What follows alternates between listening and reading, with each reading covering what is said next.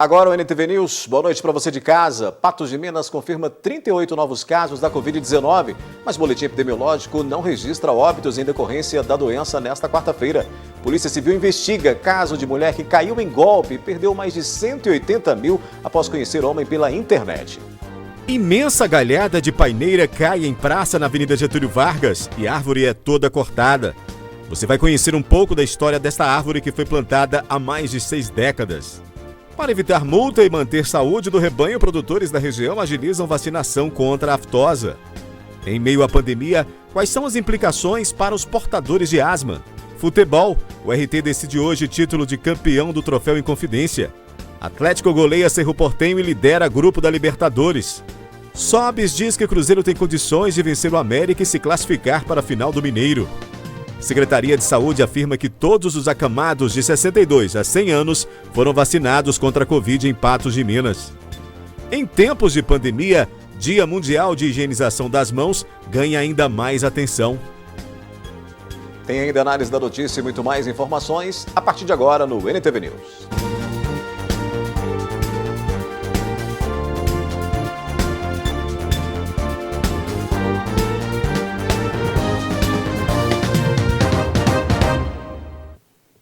Uma galhada imensa de uma paineira rosa, que faz parte do conjunto tombado pelo Patrimônio Histórico de Patos de Minas, desabou na madrugada desta quarta-feira, atingindo a calçada da praça e parte da Avenida Getúlio Vargas, bem em frente à Escola Estadual Marcolino de Barros, no centro da cidade. A árvore da espécie paineira rosa caiu durante a madrugada desta quarta-feira. Por volta das 3 horas da manhã, o Corpo de Bombeiros foi acionado. Pelo horário, mesmo com a queda da árvore, não houve vítimas, nem veículos atingidos e nem prejuízos a terceiros. A árvore caiu sobre a via, comprometendo a calçada, comprometendo a passagem na calçada e parte da via. A Polícia Militar apoiou o Corpo de Bombeiros no isolamento do local e o Corpo de Bombeiros fez o trabalho de retirada dos galhos e uma poda parcial da árvore, apenas retirando o risco iminente. Parte da árvore chegou a ficar entre a calçada e a Avenida Getúlio Vargas. Segundo informações, a estrutura dela estava comprometida. Durante o dia, análises foram feitas. A árvore já se encontra num estado fitossanitário parcialmente comprometido ou com a saúde da árvore um pouco já comprometida, sim. Inclusive o chefe da guarnição, o Tenente Pedro, identificou uma broca, uma perfuração natural, que pode ter origem de parasita, outro tipo de origem, que compromete a estrutura da árvore, a resistência da árvore. No caso da espécie barriguda, é uma árvore de um porte bastante considerável. Por isso mesmo, o Corpo de Bombeiros, através da Defesa Civil, do CODEMA e outros órgãos, estarão no local para realizarem uma vistoria minuciosa na árvore, inclusive acompanhado de pessoal técnico qualificado na área, como, por exemplo, um biólogo, e a Prefeitura continuará a retirada dos demais galhos que não se enquadram no serviço do Corpo de Bombeiros. Ainda hoje aqui no News a gente vai falar mais sobre esta histórica paineira que infelizmente após décadas precisou ser cortada por causa do risco de incidentes. Acreditando que estava vivendo uma verdadeira paixão, uma moradora de Patos de Minas caiu em um golpe financeiro que lhe custou mais de 180 mil reais. O caso está sendo investigado pela Polícia Civil. Nesta data, a Polícia Civil foi procurada por uma vítima aqui de Patos de Minas, referente a um estelionatário sentimental. Um crime em que o autor ludibria a vítima, traz para si um sentimento, uma relação amorosa entre si, ganha a confiança dessa vítima e com isso a vítima passa a cair na lábia dele com pagamentos, com depósitos, isso de várias formas. Este em questão, ele se passou, ambos mantiveram um relacionamento virtual através de uma mídia social. Com esse relacionamento a confiança foi aumentando, para com que o autor, que se intitulou como residente no exterior, disse que iria comprar umas joias e presentes para a vítima. e teria mandado para ela. Entretanto, ela foi surpreendida com uma ligação de uma funcionária do aeroporto dizendo que haviam algumas encomendas para ela, mas para que essas encomendas fossem encaminhadas, teria que efetuar depósitos de pagamentos bancários. Pagamentos foram feitos numa quantia próxima de R$190 mil, quando então mais depósitos, mais solicitações de pagamento eram feitas, vindo então a vítima entender e cair em si que tinha caído no estelionato sentimental. Passar uma situação igual a essa, que alerta a sociedade de Patos de Minas para que não incidam no erro de cair no estelionato sentimental. Toda pessoa com que se relacionar de forma virtual tem que agir com muito cuidado, com a razão, deixando a emoção de lado, conhecendo efetivamente aquele contato virtual para verificar se não está sendo vítima de um estelionato virtual. A partir dali, quando conhecer a pessoa fielmente, é que você passa a ter essa confiança a ponto de fazer qualquer transação financeira. Neste caso que estamos tratando, sem ter nenhum conhecimento com a pessoa, fica o nosso alerta para todos aqueles que conhecerem via virtual, que tenham cuidado para não incidirem em erros de fazer transferências bancárias sem conhecer, sem ter qualquer comprovação, e principalmente suspeitem quando for por números desconhecidos, quando forem de forma reiterada, valores altos. Muito cuidado, pois é um erro que causa um transtorno sentimental e também financeiro. Então fica aqui o alerta da Polícia Civil, deixando a delegacia de portas abertas para qualquer solução, qualquer orientação, qualquer ajuda. A Polícia Civil está de portas abertas para vítimas que porventura tenham incidido em estelionatos, à disposição. O golpe está aí, Depois do intervalo aqui no News, para evitar multa e manter saúde do rebanho, produtores da região agilizam vacinação contra a aftosa. E em meio à pandemia, quais são as implicações para os portadores de asma?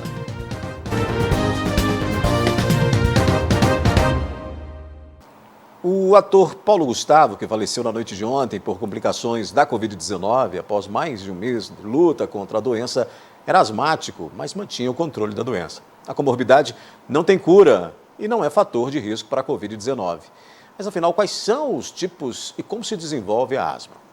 A morte do ator e humorista Paulo Gustavo abalou muitas pessoas e levantou a seguinte questão: possíveis comorbidades que pudessem agravar a doença. Em um vídeo em que conversa com a atriz Ingrid Guimarães, o artista diz que tinha medo da doença justamente pelos problemas respiratórios que tinha.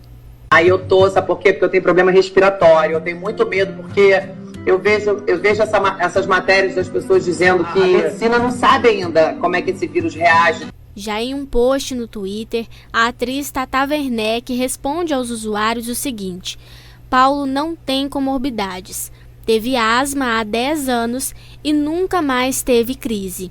O que chama a atenção aqui é que ela fala como se o artista não tivesse mais a doença. Ele teve asma há 10 anos. E é nesse ponto que eu quero chegar. A asma não tem cura, diferente do que se pode pensar. A asma é uma doença crônica, inflamatória, que causa uma inflamação nos brônquios. Os brônquios são as estruturas responsáveis por levar o ar até os pulmões. Esses brônquios geralmente têm um calibre razoável que permite o ar passar sem dificuldade. E quando há asma, a inflamação desse brônquio leva a uma redução do calibre do mesmo. E essa redução causa falta de ar, causa chieira e causa tosse. Além disso, não existe apenas um tipo de asma. Ela pode ser classificada em leve, moderada e grave. E são vários os fatores que podem desencadear crises de asma. A asma leve, muitas vezes, ela é até intermitente. O paciente vive uma boa parte do ano sem ter sintomas e apresenta, às vezes, os sintomas sazonais, na época do inverno, Outras vezes, a asma é tão grave que durante uma crise asmática pode levar o paciente até uma parada respiratória e ao óbito. Laís é uma paciente que tem asma. Ela descobriu a doença há 4 anos, quando teve crises respiratórias e precisou procurar um médico. Eu descobri a asma tem uns 4 anos. Eu estava sentindo muita tosse, tudo que eu comia dava muita tosse, muita falta de ar. Eu ia fazer esforço físico, uma caminhada, dava muita tosse, falta de ar. Aí eu procurei um médico e foi diagnosticado que eu tinha asma, asma por esforço físico. A médica na época até me falou, porque geralmente asmático é quando tá bebê, depois fica uma parte da adolescência, a fase adulta sem asma, quando chega na fase de idoso, na fase mais velha, ela volta de novo. A minha não, eu descobri, eu tinha uns 28, 29 anos. Na história natural da asma, em geral, alguns pacientes apresentam na infância. Com o crescimento, os pacientes costumam melhorar e a qualquer momento da idade adulta, uma parte desses pacientes que teve asma na infância pode voltar a apresentar quadros de crises asmáticas. Por ser uma doença respiratória, a asma é fator de risco para a Covid-19. A Laís estava receosa. Chegou a ficar cerca de 2 meses em casa, com medo de contrair o vírus. Mas, felizmente, por ser da área de saúde, foi vacinada. Eu mesma fiquei 60 dias trancada dentro de casa, eu não saí para nada mesmo, por medo, né, do novo, que todo mundo falava, quem tem asma é fator de risco. Como eu sou farmacêutica, eu vacinei com a classe dos profissionais de saúde e graças a Deus estou vacinada, foi um alívio muito grande. Existem também exames para identificar se aquele paciente tem ou não a doença e para cada caso são elaborados tratamentos que atendam às necessidades de cada um, a fim de levarem uma vida normal. O exame da espirometria confirma a presença da asma e vai identificar o grau dessa asma. Isso associado à história clínica e a outros exames permitem a melhor condução do caso para cada paciente. Então é importante que cada paciente procure o médico para que seja feita uma avaliação da melhor forma possível. Teve início no último sábado a primeira etapa anual de vacinação contra a febre aftosa em Minas. Na região, pecuaristas agilizam a imunização do rebanho para cumprir os prazos e, claro, evitar multas. A campanha de vacinação contra a febre aftosa no Brasil segue o calendário oficial do Ministério da Agricultura, Pecuária e Abastecimento e é realizada na maior parte dos estados nos meses de maio e novembro. Na nossa região, a campanha teve início no dia 3 de maio e se estende até o fim do mês. Ela deve ir até dia 31 de maio. Lembrando que durante a campanha você vai fazendo a declaração de vacinação de febre aftosa, que pode ser estendida até o dia 10 de junho. Vacinam-se todos os animais. Devem ser animais descansados, animais não estressados. Lembrar que animal febril não deverá ser vacinado. Uma das principais importâncias de se manter o rebanho imunizado, além da saúde do animal e da erradicação da doença, é o fator econômico, interno e externo. Em primeiro lugar, a gente tem que lembrar do lado sanitário, quer dizer, é uma doença que causa grandes prejuízos. O fator econômico, também o Brasil, como sendo o maior exportador de carne, enfrenta várias barreiras internacionais quanto ao problema da febre aftosa. Outras orientações na hora de realizar a vacinação são ter cuidado ao armazenar a vacina, desinfetar a agulha e a seringa que serão utilizadas na vacinação e a cada 10 aplicações trocar o equipamento. A Eleusa está ciente dos cuidados necessários para realizar a vacinação e diz que fica atenta aos períodos da campanha.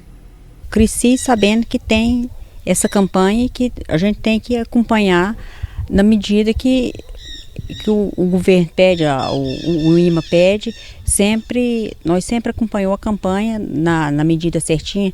Nessa época imuniza o gado todinho e em novembro só o gado jovem, mas a gente sempre faz o acompanhamento. Uma novidade para esse ano é que a cooperativa que o João Mota atua abriu um posto de declaração do IMA para facilitar a entrega e elaboração dos documentos de seus cooperados, o que deve ajudar na vida do produtor rural. Os trâmites já estão todos praticamente concretizados. Então, após a concretização desse trâmite, antes como nós já fazíamos a declaração de vacinação de febre aftosa, vai fazer também declaração de vacinação de brucelose. Daqui a pouco a gente mostra como fica a previsão do tempo para esta quinta-feira. Os cuidados para a retomada do ensino presencial nas escolas particulares de Patos de Minas. Vamos falar também de futebol. O RT decide hoje o título de campeão do troféu em Confidência. No Cruzeiro, Rafael Sobis diz que o time tem condições de vencer o América e se classificar para a final do Mineiro. E o Atlético goleou o Cerro Porteño e lidera o grupo da Libertadores.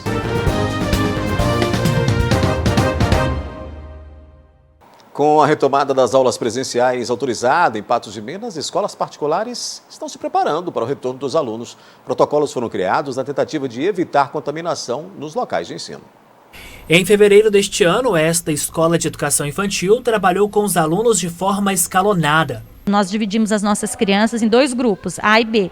Nós fizemos isso sabendo, que as crianças precisam de uma continuidade. Entretanto, foi interessante a gente fazer esse escalonamento. A nossa equipe pôde receber menos criança e poder internalizar os protocolos sanitários.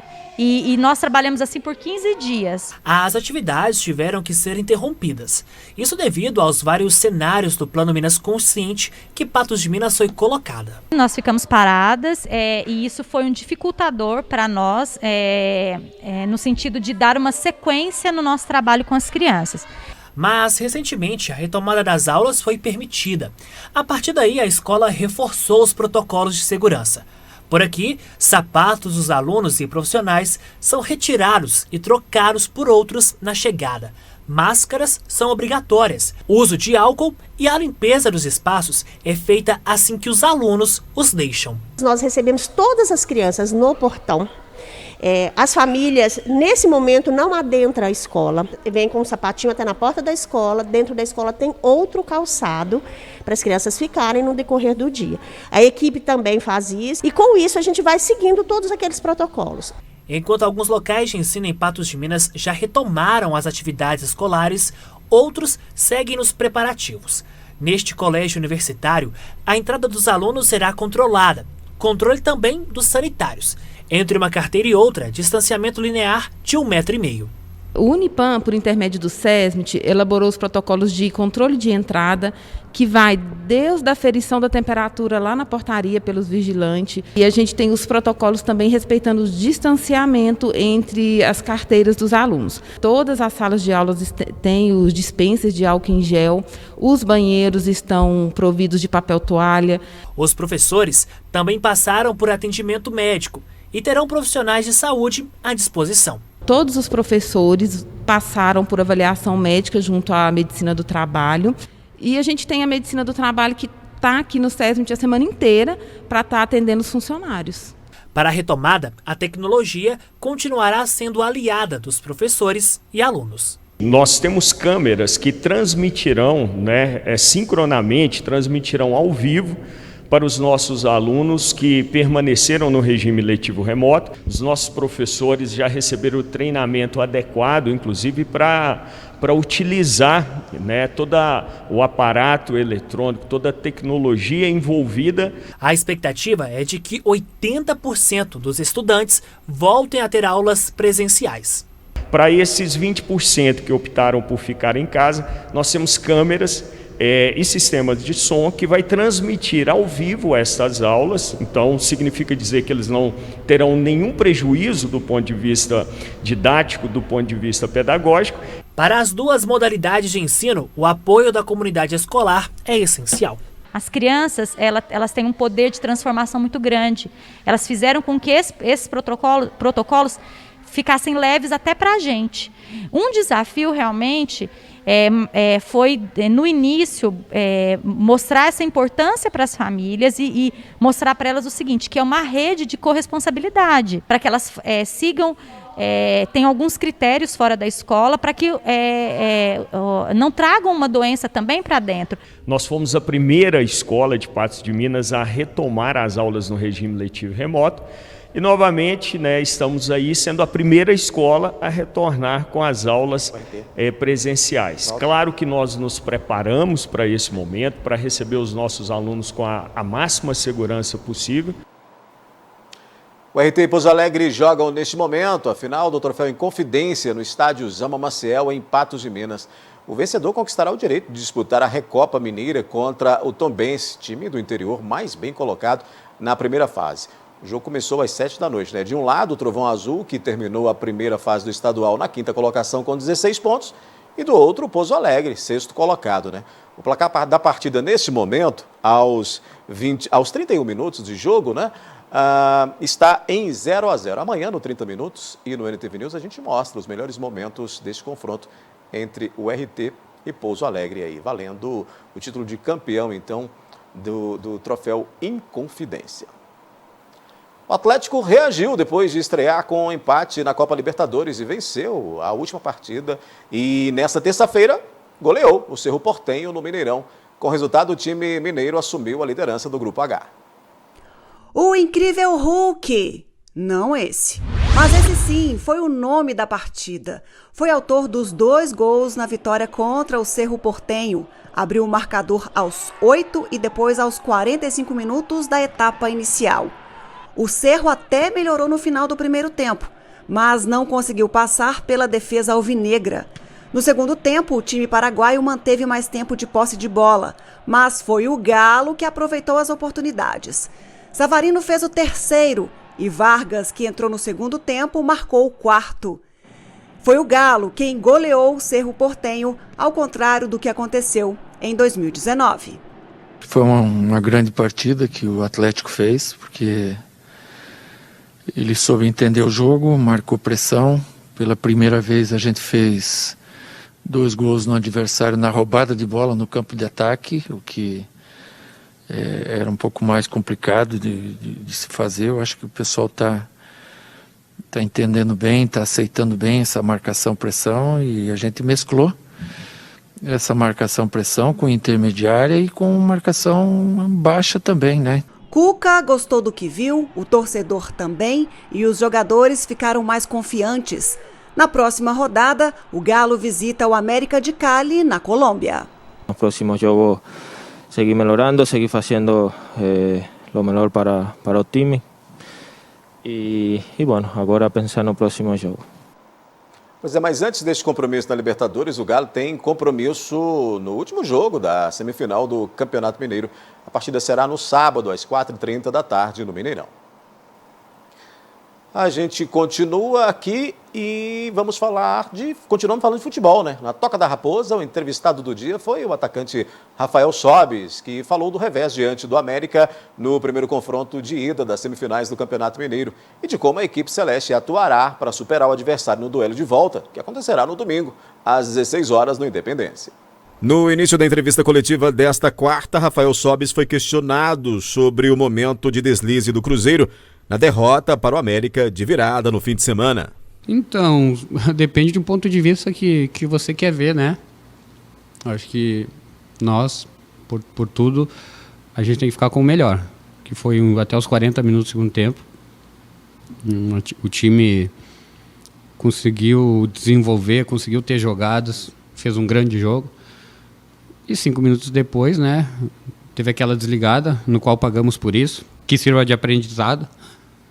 Mas eu acho que, num todo, o time jogou muito bem e foi melhor na partida.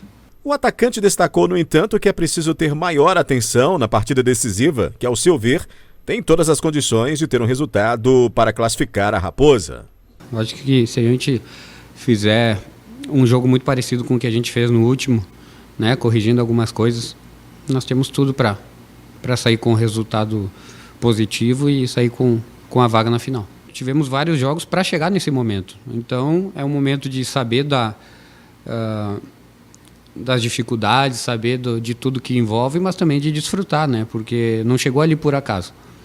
Então, tem a responsabilidade, tem uma grande nação por trás aí torcendo, mas também queira ou não, é a coroação de uma fase anterior que te levou a essa. Então, tem que desfrutar, tem que jogar, tem que estar com o psicológico bom e tentar fazer o melhor, tentar não ter medo de tentar uma jogada, não se abalar quando errar uma jogada. Acho que quem tem cabeça boa hoje no futebol colhe muitos frutos.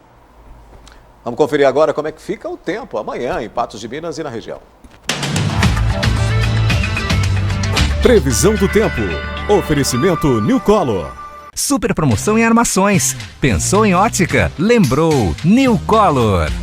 Para esta quinta-feira em Patos de Minas, a atuação de uma massa de ar seco continental garante que o tempo siga estável.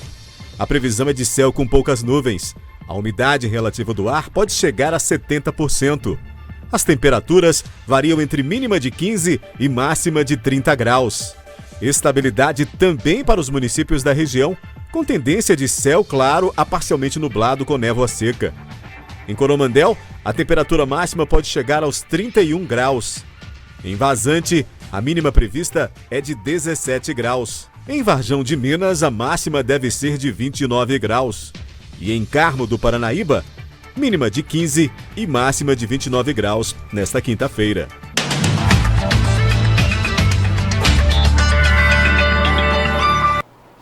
Em instantes aqui no News tem a análise da notícia. A Secretaria de Saúde afirma que todos os acamados de 62 a 100 anos foram vacinados contra a Covid. Patos de Minas confirma 38 novos casos da doença. E o boletim epidemiológico desta quarta-feira não teve registro de óbitos. O Dia das Mães é uma data muito especial e a Clínica e Laboratório Mais Exames quer homenagear a mulher mais importante da sua vida com valores especiais para você presentear a mamãe ou se presentear, pois a maior demonstração de amor é cuidar de quem você ama, né? Check-ups Mulher são 15 exames laboratoriais mais consulta médica para avaliação dos resultados, somente R$ 150. Ligue e agende o seu check-up Mulher e da sua mamãe. Somente essa semana comprou o check-up, ganha a consulta. Tudo por R$ 150 e pode parcelar, viu?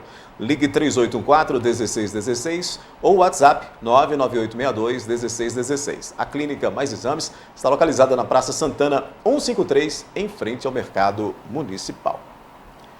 Depois de Luiz Henrique Mandetta, hoje foi a vez do ex-ministro da Saúde, Nelson Tais, prestar depoimento na CPI da Covid.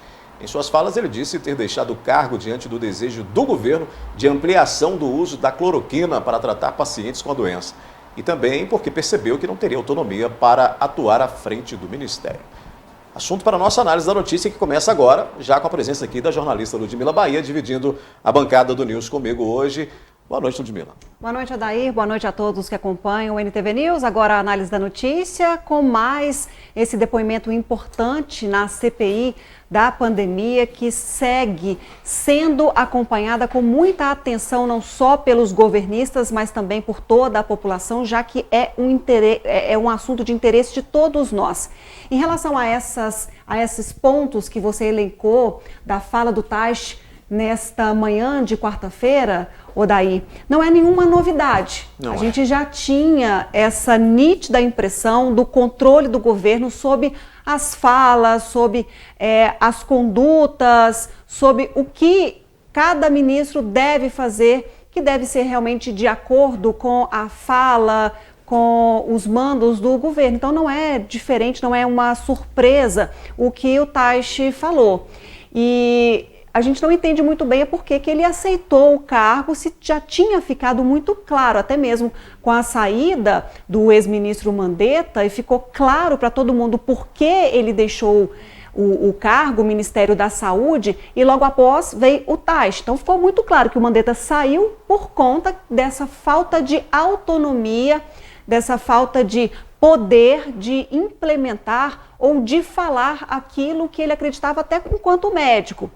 E o Taishi assumiu sob esse momento conturbado do governo, em que passávamos num momento turbulento da pandemia, ainda com muitos pontos obscuros, sem muitas descobertas ainda. É claro que ainda vivemos esse momento, cada dia descobrimos novas situações da pandemia, mas assumiu nesse momento em que o governo quer ter controle das falas, quer ter controle de toda a conduta. Então ele sabia o que estava por vir, mas aí entrou em divergência, principalmente quando entra aí a questão médica, com a discordância principalmente de uso de medicamentos que ainda não são reconhecidos pela medicina. São primeiros capítulos dessa CPI que deve durar pelo menos 3 meses aí. Dados da Secretaria Municipal de Saúde garantem que todas as pessoas acamadas com idade entre 62 e 100 anos já foram vacinados contra a Covid-19 em Patos de Minas, Ludmila. A expectativa agora é dar início à imunização daquelas pessoas que fazem parte dos grupos com comorbidades. Segundo dados do programa Melhor em Casa, que é um serviço de atenção domiciliar da Secretaria de Saúde de Patos de Minas, até o dia 4 de maio, entre acamados, domiciliares e pacientes com dificuldades de locomoção, foram vacinadas 298 pessoas com a primeira dose e 338 com a segunda no município.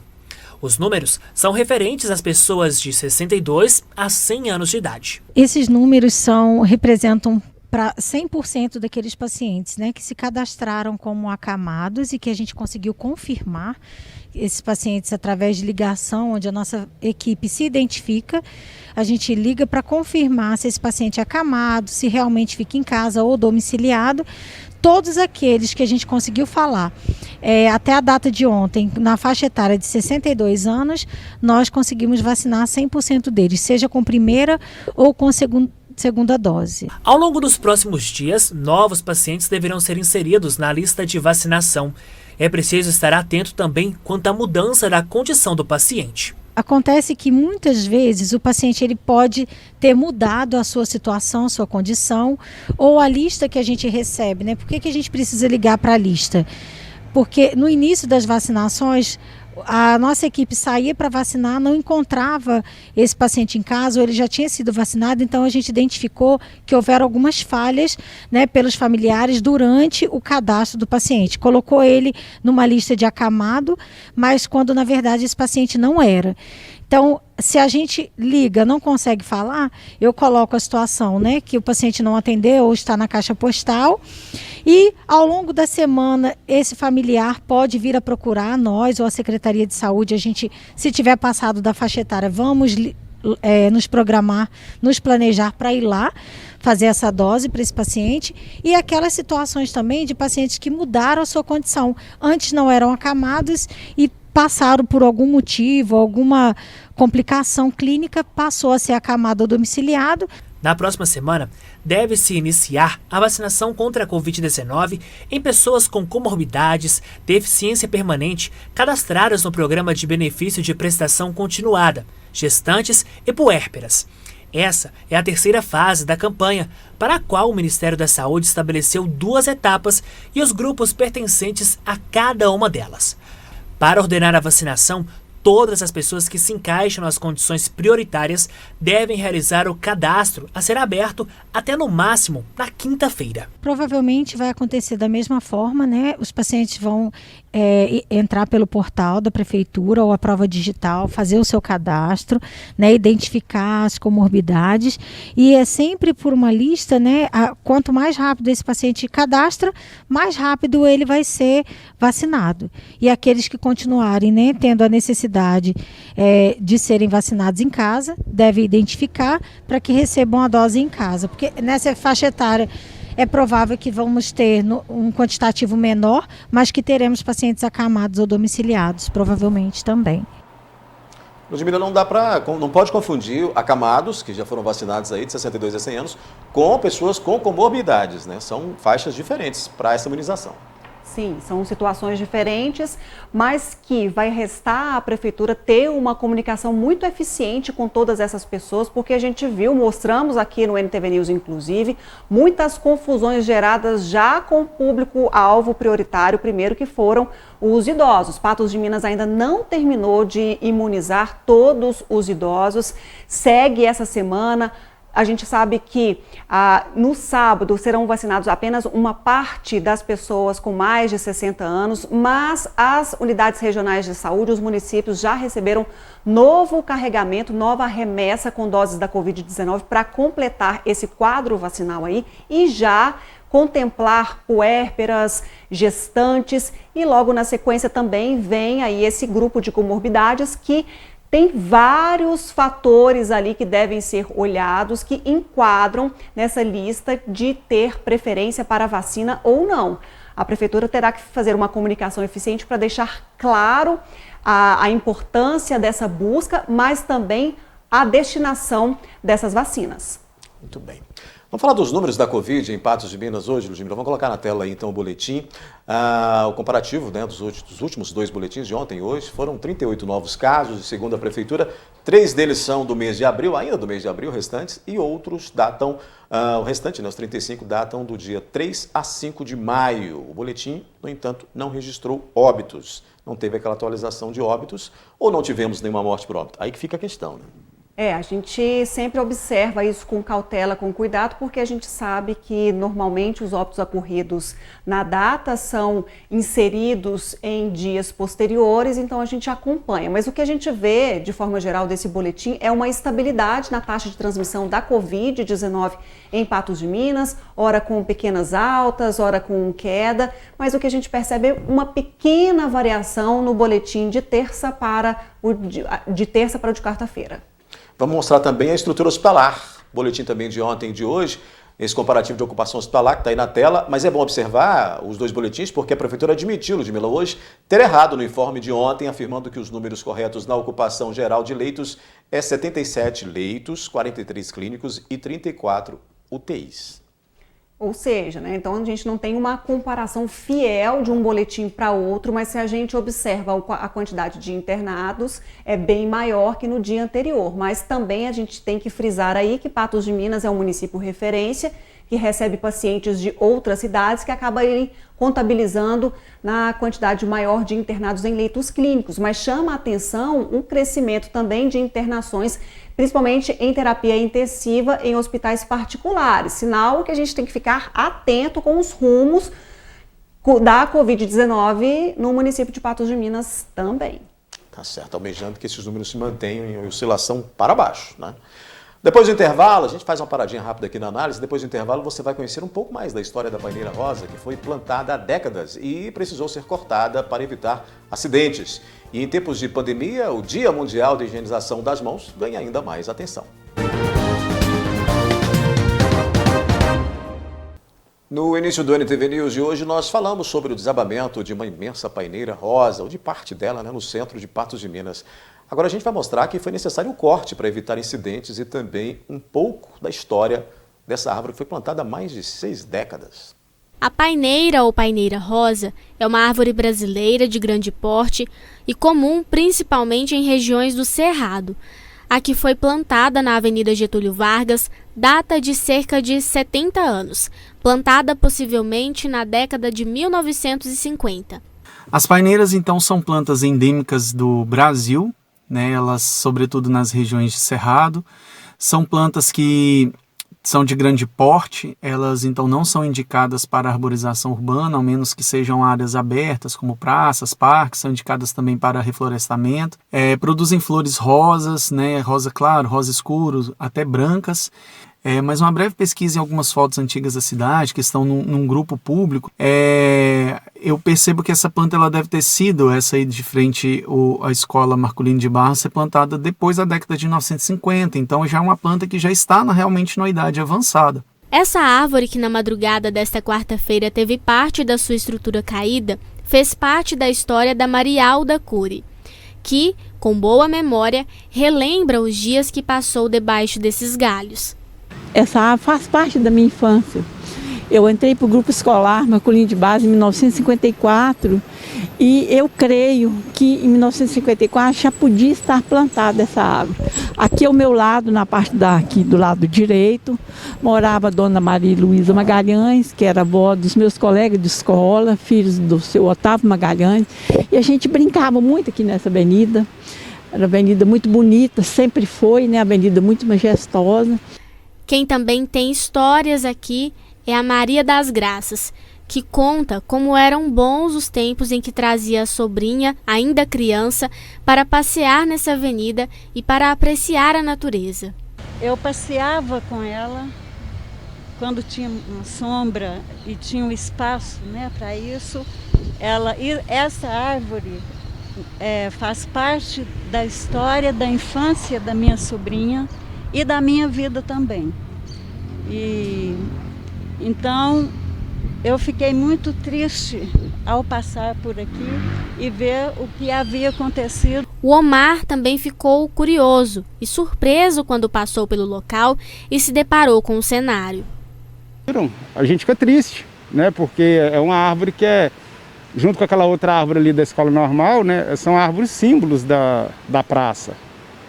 Então a gente fica triste de ver isso, mas por outro lado tem que fazer esse sacrifício para evitar algum dano maior, né? Crianças, aqui nessa praça ficam muitas crianças de manhã, dos prédios aqui em torno.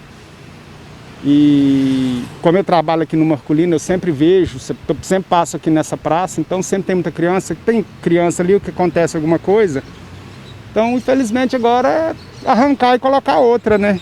E esperar que seja tão vistosa e frondosa como era essa aqui. A ideia inicial era que fosse realizada apenas uma poda, para equilibrar o peso da árvore e que evitasse uma nova queda. Entretanto, ao analisar o interior dela, percebeu-se que ela estava de fato condenada e oferecia riscos à população. À medida que fomos fazendo os trabalhos, foi reparando que essa árvore estava oca, né, com alguns danos, e decidimos pela sua remoção. É uma questão de segurança, a gente lamenta muito ter que retirar, né, que a nós incomoda sim o corte, até porque é um símbolo, né, da cidade, um símbolo da praça. Infelizmente a situação fitossanitária dela e de segurança para a população pesou mais, é muito grave a situação dela. Como você presenciou ali, quando da derrubada daquele galho ali, ele está 90% dele oco, ele não tem mais sustentação, a quantidade de peso de galho dele é muito grande.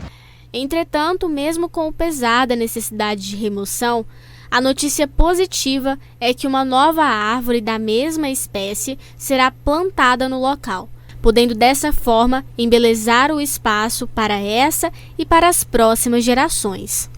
Sim, nós só vamos esperar terminar a limpeza aqui. O município, eu acredito que até lá para segunda-feira já terminou de fazer a limpeza aqui e será colocada uma árvore substituta da mesma espécie e de uma árvore já semi-adulta. Ela vai estar em média de 3 metros, 3,80 m. Uma pena, né? Retirada, mas necessária, né? Devido ao perigo, o risco de desabamento dessa árvore. Mas quantas histórias, né? Ela que faz parte ali do patrimônio, do conjunto patrimônio histórico da praça, que é toda tombada. E aí quantas histórias de pessoas que residem ali a vida inteira, criaram suas famílias, passando ali e vendo que é uma árvore frondosa, belíssima, né, Ludmila? E agora sendo retirada, uma pena, né? Fica o vazio, mas acende um alerta também para a Prefeitura de Patos de Minas para a vigilância constante com relação à arborização da cidade, porque felizmente não aconteceu nenhuma tragédia, mas a gente sabe que existem outras árvores quase que centenárias ou centenárias no município e há essa necessidade da vigilância e de podas para evitar esse tipo de situação. Com relação a essa árvore da Getúlio Vargas, já teremos ali uma outra bonita plantada pela equipe do CODEMA. Muito bem, a gente muda de assunto. A pandemia do novo coronavírus chamou a atenção para a importância de uma atitude que é básica, né? Que é de lavar as mãos, higiene, né? Que antes muita gente simplesmente ignorava. No entanto, a ação já era incentivada aí pela Organização Mundial de Saúde, que instituiu o dia 5 de maio como Dia Mundial de Higienização das Mãos. A data escolhida para enfatizar a importância de se lavar as mãos, dia 5 de maio, não é por acaso. 5 é o dia e o mês da campanha, e também a quantidade de dedos das mãos. Nesse momento de pandemia do novo coronavírus, o incentivo ao ato não poderia estar em momento mais oportuno. Mas será que as pessoas já adquiriram esse hábito? Eu sempre fazia isso, eu tinha esse hábito de fazer todas as vezes. Então, Lava direitinho, se atenta ao... sim, eu trabalho na área da saúde, né? Então não tem como não lavar certinho. Agora sim. Por causa da pandemia? Por causa da pandemia. Acho que agora ninguém vai esquecer, não. Vai ser pra sempre agora. Por causa da pandemia é mais frequente. Não, eu já lavava, mas agora por causa da pandemia também. Eu já tinha esse hábito, devido à minha profissão, de mexer com giz em sala de aula, mas hoje eu lavo a mão com outra finalidade, com mais proteção e outras finalidades para evitar o vírus, com certeza, por mais questões de saúde. Manter as mãos bem higienizadas é de suma importância para evitar não só contrair a Covid-19, mas também outras doenças. Afinal, com esse ato se eliminam germes que se acumulam ali. Agora, com essa época da pandemia, veio aflorar bem a questão de lavar as mãos, né? Por quê? É um tópico importante, muito valioso, fundamental na prevenção de doenças. Eu vou tirar patógenos, vermes, germes da minha mão. Eu vou tirar isso. E a minha mão se transforma num transmissor. Também é preciso atentar-se aos momentos mais importantes para se lavar as mãos, nas situações em que a higienização é ainda mais essencial. O momento mais importante para lavar minhas mãos é a hora que eu chego em casa. Antes de pegar nos meus entes, filhos, esposa, marido, todos, o que eu vou fazer? Lavar as mãos antes das refeições, né? Eu vou almoçar, vou jantar, vou fazer um lanche. É importante lavar a mão, é importante higienizar a mão. Lavar as mãos sempre que for ao banheiro, né? E todo mundo. E lembrar, é claro, da forma correta de se lavar as mãos. Eu vou abrir a torneira, né? Molhar as mãos. Posteriormente, eu vou colocar o sabão, uma quantidade boa, né? Vou passar aqui o sabão nas mãos, lembrando da ponta dos dedos, tá? Vou fazer movimentos circulares, tá? Não é só passar o sabão e jogar água, não, né? Vou fazer movimentos circulares. Aqui eu vou lavar o dorso da mão, levei o dorso da mão, vim no polegar, lavei, lembrando da ponta dele, vou lavar a outra mão, vou lembrar de pegar aqui o dorso, né, movimentos circulares, vou enxaguar aqui e mantenho a mão nesse sentido, né, a mão, os dedos para cima, Bom, não preciso de pegar toda a toalha do suporte, né? Eu acho que 3 no máximo basta. Eu vou usar um lado para uma mão, o outro lado para outra. Então esse lado eu estou usando, né, nessa mão, né? E esse lado para outra. Bom, a torneira está aberta, né? Agora o que eu vou fazer? Vou lá fechar a torneira. Pronto. Dia Mundial de Higienização das Mãos. E é uma atitude que muita gente passou a ter depois da pandemia, né? Bons hábitos ficaram e que fiquem, né, que sejam eternizados, porque essa é uma premissa e agora a gente sabe da importância até mesmo para prevenir doenças gravíssimas. Pois é, Ludmila, antes da gente encerrar, vamos dar uma olhadinha no jogo entre a URT e Pouso Alegre, né? Continua 0-0, nós estamos aí com 47 minutos aí, primeiro tempo ainda, né? Tá nos acréscimos. Essa imagem é recuperada, mas estamos ainda em 0-0 nessa partida que vale aí o título de campeão do Troféu Inconfidência e dá também direito a disputar a Recopa, né? Que vai ser já está definido, contra a Tombense, que é foi o quarto colocado, atual quarto colocado aí na classificação do Campeonato Mineiro. Vamos torcer aí para que o Trovão faça um bom segundo tempo e consiga vencer, né? Vamos ver se será como a última partida, recheada de emoções, definida lá no finalzinho nos pênaltis. Obrigado, Ludmila. Com essa a gente encerra então a nossa análise de hoje. Muito obrigada a todos pela companhia. A gente volta amanhã com nova edição do NTV News às 7 da noite, mas 11h30 tem 30 minutos e acompanha tudo também lá pelo Pato Já. Ok, boa noite a todos e até amanhã. Boa noite.